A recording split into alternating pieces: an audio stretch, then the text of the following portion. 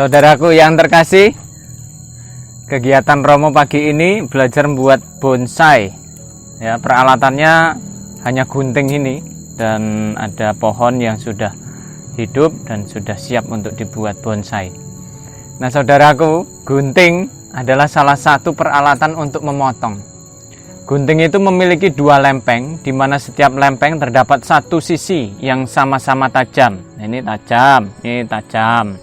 Untuk menggunakan gunting harus memasukkan ibu jari sini dan telunjuk pada masing-masing pegangan berupa lubang pada setiap masing-masing lempeng tersebut. Pada saat menekan perlu gerakan yang seimbang agar kedua lempeng yang tajam dapat bertemu secara bersama-sama menjepit objek yang akan dipotong. Kemudian lempeng yang tajam itu akan memotong objek tersebut.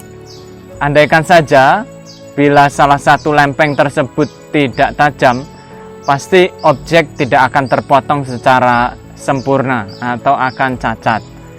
Nah, orang hidup itu perlu yang namanya pegangan agar kehidupan dapat dijalani secara sempurna. Pegangan hidup kita ya Allah. Nah, dua lempeng yang sama-sama tajam itu menggambarkan dua sifat dominan, yakni material dan spiritual, negatif dan positif. Jika hanya sebelah yang tajam, maka akan jatuh dalam ekstremisme. Misalnya saja, kalau kita itu hanya mementingkan sisi material dalam hidup kita, maka kita akan jatuh dalam materialistik. Mungkin ada ungkapan, loh, aku kan butuh duit.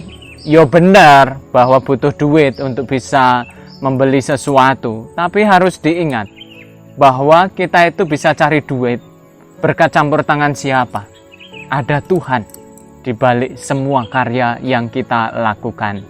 Kemudian kalau kita hanya mementingkan spiritual kita, mungkin juga orang akan mengatakan, sok suci kamu. Dan ada ungkapan juga, lah semua kan Tuhan yang ngatur. Ya benar Tuhan yang ngatur, tapi manusia juga harus ada yang namanya usaha. Nah, dalam kehidupan kita juga bisa belajar dari gunting yang memiliki pegangan dan dua sisi yang sama-sama tajam. Untuk memotong benda dengan sempurna, ketajaman kedua sisi juga harus dipelihara. Bila perlu diasah agar seimbang dan tidak menghasilkan potongan yang cacat.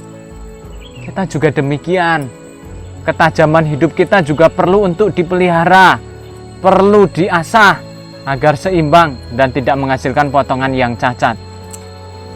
Selama Yesus memberikan pelayanan, ia seringkali mengambil waktu untuk menyepi ke tempat yang sunyi bersama para murid untuk berdoa atau beristirahat agar mendapatkan keseimbangan dalam irama kehidupan.